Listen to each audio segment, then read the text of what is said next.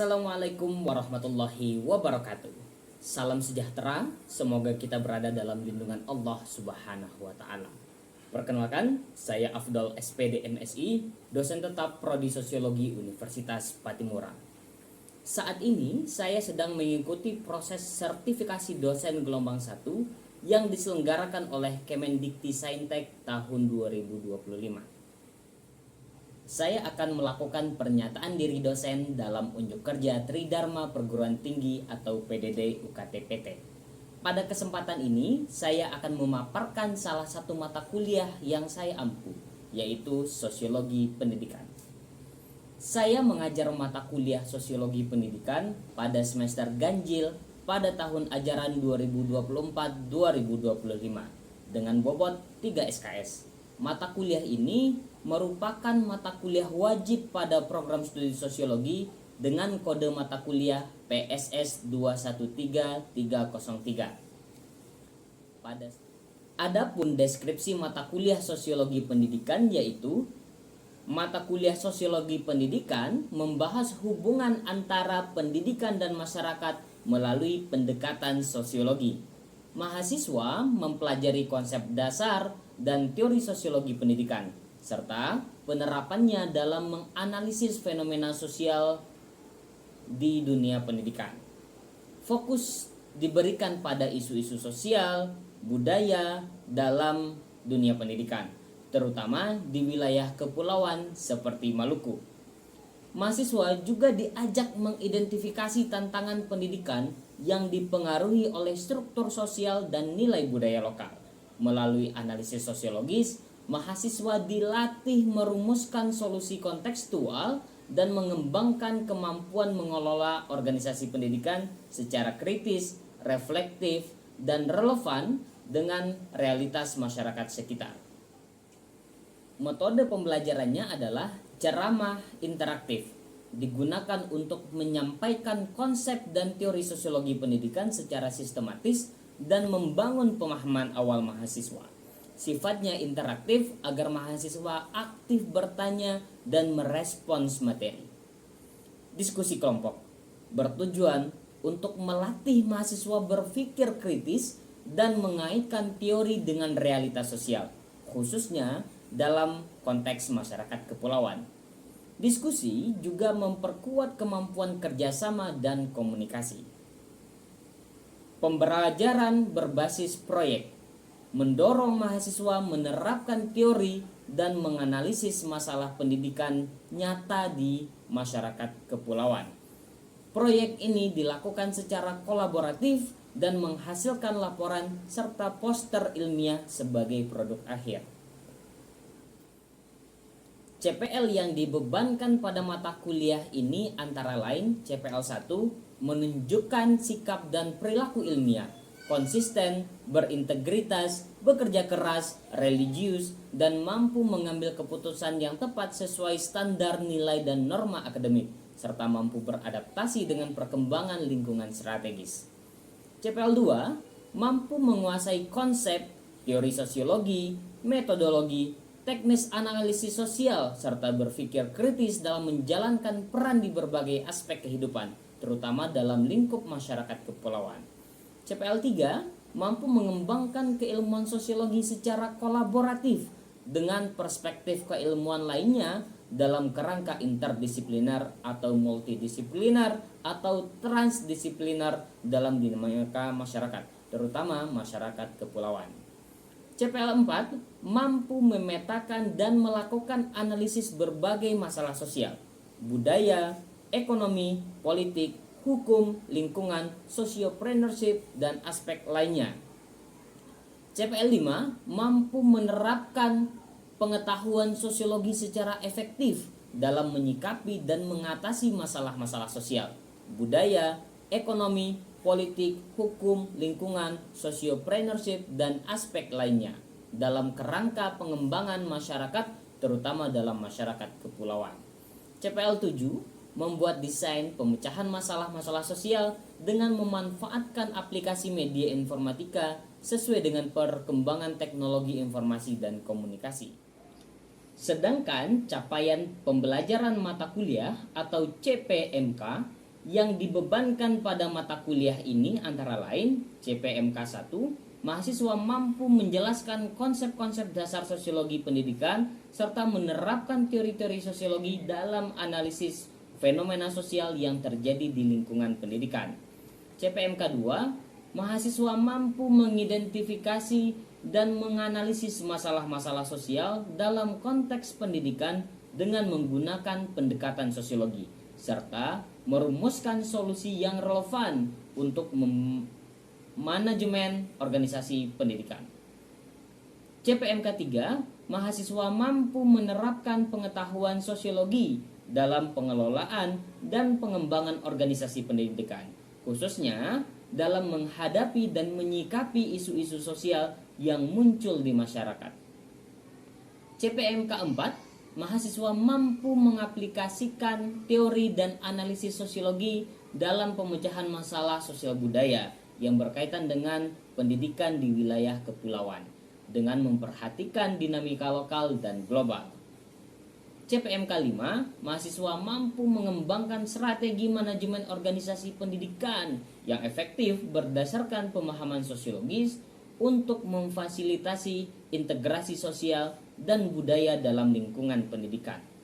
CPMK 6, mahasiswa mampu membuat desain pemecahan masalah pendidikan dengan memanfaatkan aplikasi Canva atau lainnya dalam bentuk poster atau semacamnya. Pada mata kuliah ini ada 14 materi perkuliahan antara lain konsep dasar sosiologi pendidikan, perspektif struktural fungsional dalam menganalisis masalah pendidikan, perspektif konflik dalam menganalisis masalah pendidikan, perspektif interaksionisme simbolik dalam menganalisis masalah pendidikan, perspektif Pierre Bourdieu dan Anthony Giddens dalam menganalisis masalah pendidikan, pendidikan dan kekuasaan dalam kerangka Althusser, Foucault, dan Herbert Marcuse, pendidikan dan kelas sosial, pendidikan keagamaan di Indonesia, kajian kebijakan pendidikan di Indonesia, pendidikan dan pembangunan, pendidikan dan perubahan sosial, sosiologi kurikulum dan hidden kurikulum, pendidikan masyarakat kepulauan, peluang dan tantangannya, kemudian terakhir desain poster masalah pendidikan masyarakat kepulauan.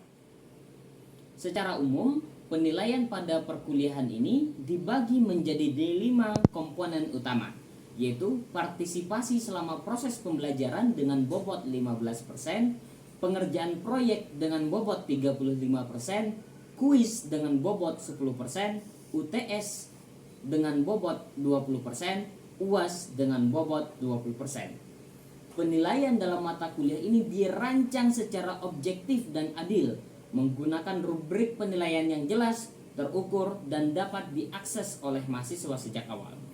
Rubrik tersebut mencakup indikator-indikator spesifik yang menilai aspek kognitif, afektif, serta psikomotorik. Penilaian bersifat berpusat pada mahasiswa, sehingga mendorong mahasiswa untuk aktif, bertanggung jawab terhadap proses belajar, serta mampu merefleksikan perkembangan kemampuan secara mandiri. Pendekatan ini memastikan bahwa setiap mahasiswa dinilai berdasarkan capaian dan kualitas kerja mereka, bukan semata hasil akhir.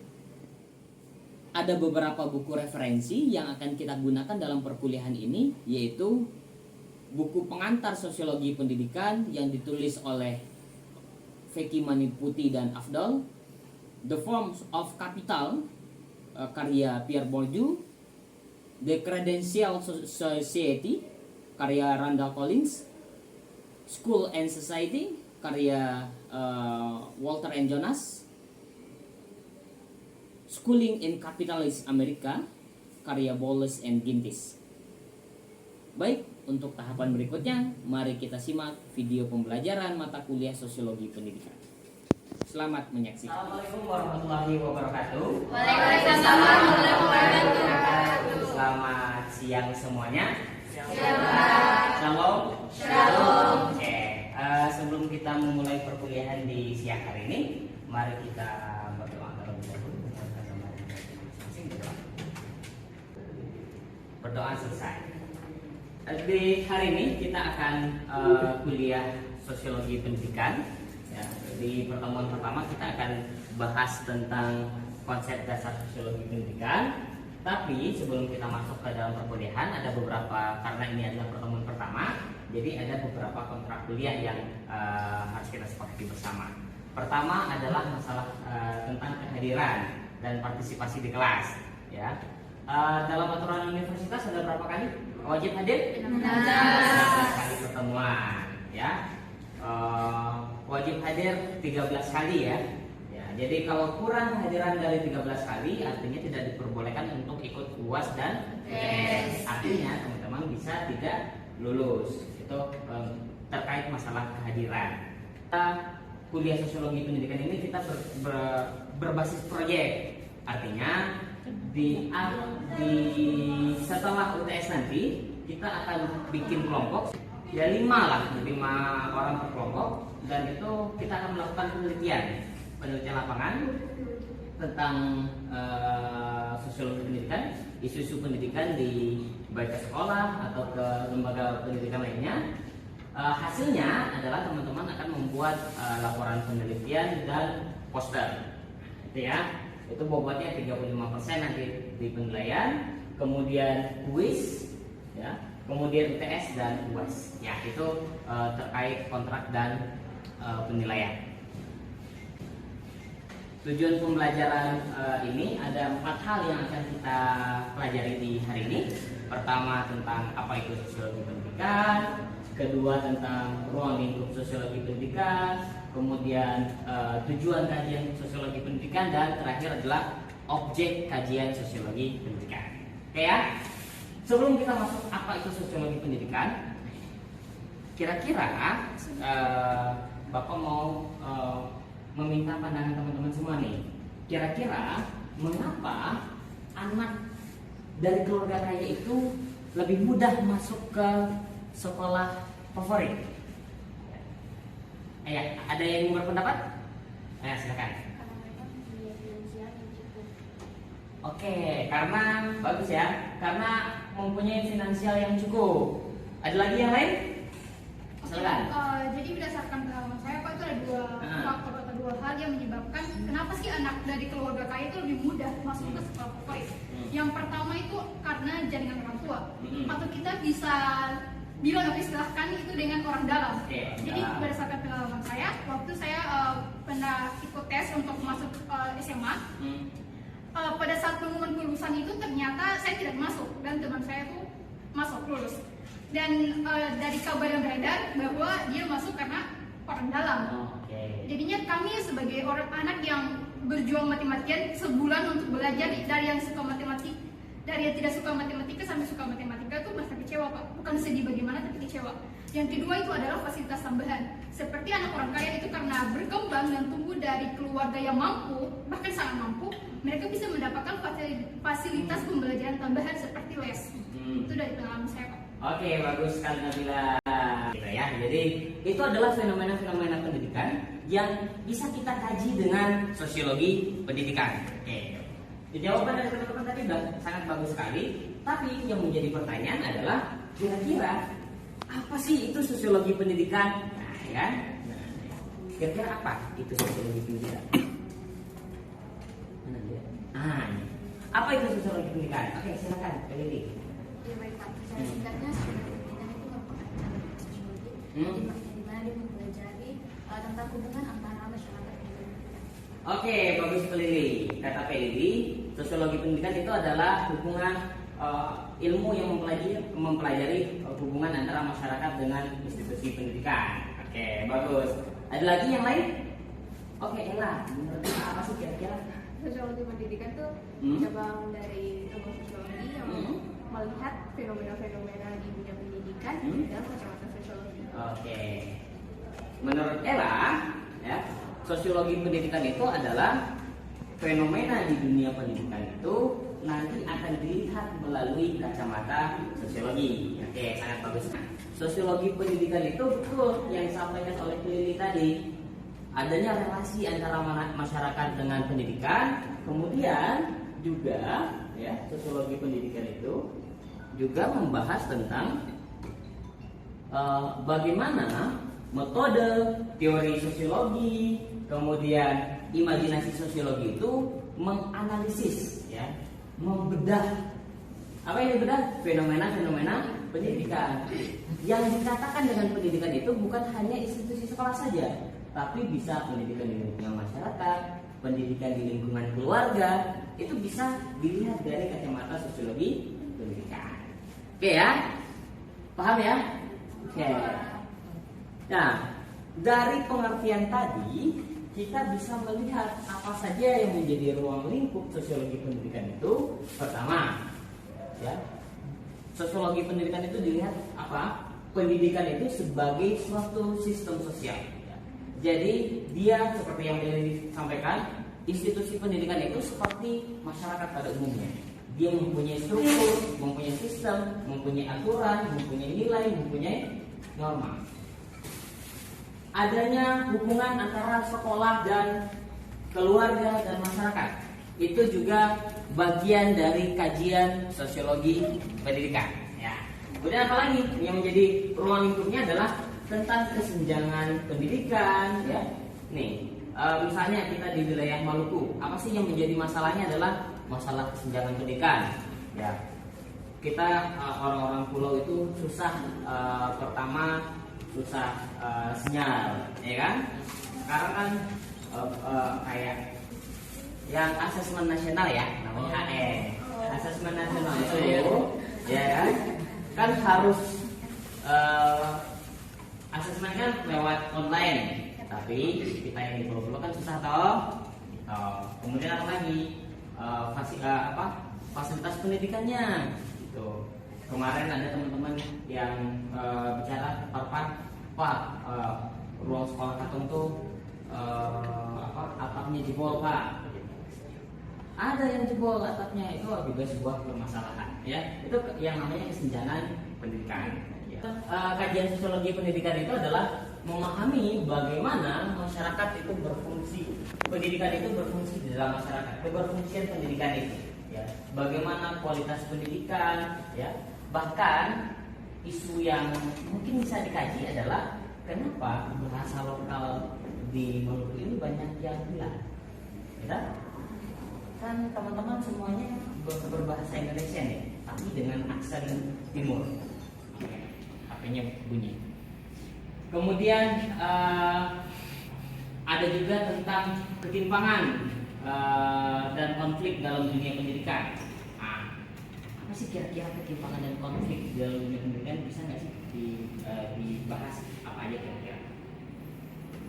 Ketimpangan pendidikan, ya tadi ya, tentang kenapa sih orang kaya gampang masuk ke sekolah favorit, sedangkan orang miskin enggak, gitu kan? Kemudian kenapa sih sekolah favorit itu gampang dapat akreditasinya bagus gitu, sedangkan yang ini enggak gitu. Kemudian kenapa sih di pendidikan itu membeda-bedakan, kan? Dilihat dari seragamnya dan sebagainya, gitu kan? Misalnya sekolah favorit itu dia biasanya pakai seragam kotak-kotak, ya kan? Ada seragam kotak-kotak, pakai jas, gitu ya.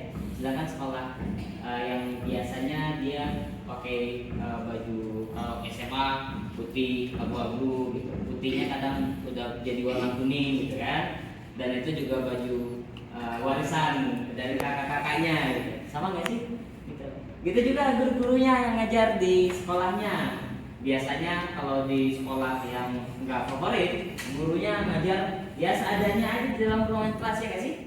Ya, sambil ngerokok kah, gitu kan? Ya kan? Pernah nggak ada kejadian itu di kalian? Sambil ngerokok di kelas, gitu kan? Tapi dia bilang, wah kalian jangan ngerokok ya, gitu. Ya kan? Yang ngerokok nanti dihukum seberat-beratnya, dilinting apa di sini namanya tuh? Linting apa? Tambako. Tapi pakai apa? Kalau biasanya hukum pakai kertas A4, terus isinya pakai sabut ya. Sabut kelapa ya, harus dihisap kan? Pakai cabai juga, ya kan? Pakai cabai nggak? Pakai cili nggak? Ya. Tapi kamu pernah dihukum seperti itu? Saya pernah. Berarti saya pernah ketahuan toh. Tapi yang ketahuan seperti itu ya kira-kira, ya. Nah itu juga menjadi kajian dari sosiologi pendidikan, ya. jadi kemudian tujuan sosiologi pendidikan itu adalah mengusulkan solusi berbasis pendekatan sosial. Jadi permasalahan-permasalahan yang tadi, kekerasan di sekolah, kekerasan fisik, simbolik, kekerasan seksual dan sebagainya, maka setelah dikaji dalam kerangka pikir sosiologis, maka nanti akan memberikan solusinya yang lebih aplikatif. Itu salah satu menjadi tujuan dari sosiologi pendidikan. Nah, kira-kira kalau kalian jadi menteri pendidikan atau jadi kepala dinas deh, kepala dinas pendidikan Maluku, apa hal utama yang akan kalian lakukan? Ya, kira-kira apa yang akan kamu perbaiki di sini? Apa?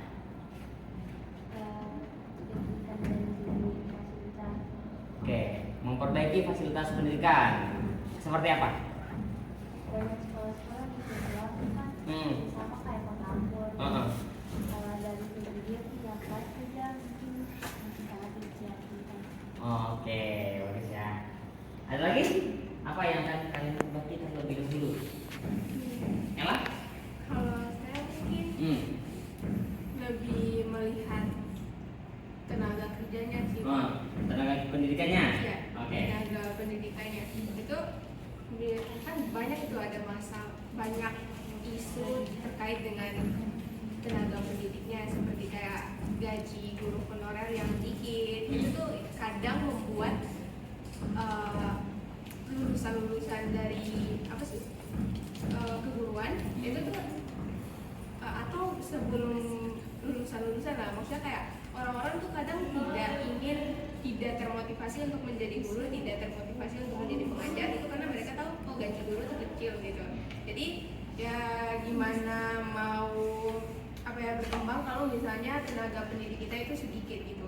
Lalu selain sedikit, tenaga pendidik yang ada juga itu kalau di dalam pengalaman saya sendiri, walaupun gurunya ada, kadang tuh ada guru yang ngajarnya tuh tidak sesuai dengan bidangnya beliau gitu. Jadi kayak misalnya di sekolah saya dulu itu ada guru yang basicnya tuh ngajar bahasa, jadi beliau tuh ngajar bahasa Jerman. Lalu waktu itu ada guru seni budaya yang memang dalam sekali di bidangnya, itu tuh beliau bisa ngajar musik, bisa ngajar vokal, dan pokoknya waktu ada satu stimulasi lagi menurut teman-teman. Setuju nggak jika sekolah itu mengatur perilaku siswa secara ketat? Iya. Demi kedisiplinan. Setuju nggak? Setuju nggak? Pascal gimana? Kalau saya sih bisa dibilang setuju, karena saya kan ini kan sebelum kuliah ini kan saya kan kuliah di SMK, ya. Di mana SMK ini kan siswa SMK itu nanti ke depannya setelah lulus itu bakal terjun ke dunia kerja. Jadi sebisa mungkin dari waktu masa sekolah SMP itu harus diatur semuanya, jadi biar nanti pas udah terjun ke dunia kerja kita udah ada apa sih bekalnya gitu. Oke, bagus ya. Jadi kata Pascal, justru dengan diatur di sekolah, nanti ketika setelah kita keluar di masyarakat, kita sudah terbiasa menjadi orang yang teratur, gitu ya. Karena di luar sekolah juga ada aturan yang harus kita ikuti. Itu kata Pascal, maka kita harus disiplin. Ada lagi yang berpendapat? Siapa dulu? Nah, pilih dulu deh. Coba Pak, kalau menurut saya secara singkat saya setuju Pak. Tapi ada catatan. Dan itu kan ada peraturan. Jadi kalau misalkan kasih peraturan, berarti harus peraturan itu dilakukan secara adil dan juga tertib. Jadi tidak boleh ada penentangan atau tekanan terhadap siswa. Oke, harus adil dan tertib. Jadi aturan itu memang harus adil dan berlaku untuk semua. Jangan, ini mentang-mentang anak siapa, jadi dia ada pengecualian, gitu ya. Oke, clear? Ya. Kita tadi sudah mempelajari 4 hal tadi: sosiologi pendidikan, tujuannya, ruang lingkup, sama satu lagi apa? Objek kajian. Ada yang akan memberikan kesimpulan? Jadi dari ke semua tadi kan nanti dilengkapi sama teman-temannya. Ya, silakan. Oke, jadi dengan adanya pembelajaran itu kita semakin tahu bahwa dunia pendidikan tuh banyak sekali tantangan dan permasalahan yang memang harus diselesaikan, mulai dari adanya kesenjangan, ada ketimpangan, dan juga ada fenomena-fenomena seperti konflik yang terjadi dalam dunia pendidikan. Dan adanya sosiologi pendidikan ini itu kita tuh mendapatkan insight gitu bahwa oh, seperti apa sih kita harus menangani fenomena ini, seperti apa sih kita mencari solusi untuk mengatasi permasalahan ini, dan khususnya untuk para pemerintah ya yang lebih yang dimana mereka tuh mempunyai tugas untuk membuat kebijakan dan juga mengeksekusi kebijakan tersebut. Itu dari saya, Pak. Bagus, Nakila. Akhir dari pendidikan ini, sosiologi pendidikan adalah untuk memberikan apa tadi? Solusi. Ya, jadi 4 hal tadilah yang menjadi kita pelajari secara bersama di hari ini. Kemudian ada tugas yang bisa teman-teman jawab, ya. Refleksikan dengan singkat mengapa penting mempelajari sosiologi pendidikan bagi seorang calon guru, ya, atau bagi seorang pendidik. Ya. Kira-kira seperti itu. Ya, silakan minggu depan dikumpulkan di kelas, ya. Silakan nanti untuk filenya bisa teman-teman ambil di Google Drive, nanti linknya akan saya bagikan ke ketua kelas. Ya. Kemudian untuk minggu depan kita akan menyinggung tentang teori fungsionalis untuk melihat fenomena pendidikan. Ya, mungkin itu saja hari ini. Terima kasih untuk kalian yang sudah hadir. Ya, quotes of the day. Ya. Belajar itu bukan soal tahu segalanya, ya, tapi soal mau berpikir, bertanya, dan peduli pada apa yang terjadi di sekitar kita. Terima kasih semuanya. Assalamualaikum warahmatullahi wabarakatuh. Sekian video rekaman pembelajaran dalam mata kuliah Sosiologi Pendidikan pada program studi Sosiologi Fakultas Ilmu Sosial dan Ilmu Politik Universitas Patimura. Video ini digunakan sebagai salah satu syarat penyusunan dokumen pernyataan diri dosen dalam unjuk kerja Tridharma Perguruan Tinggi atau PDD UKTPT. Semoga dapat menjadi pertimbangan baik dalam proses pengajuan sertifikasi dosen gelombang 1 tahun 2025. Terima kasih. Wassalamualaikum warahmatullahi wabarakatuh.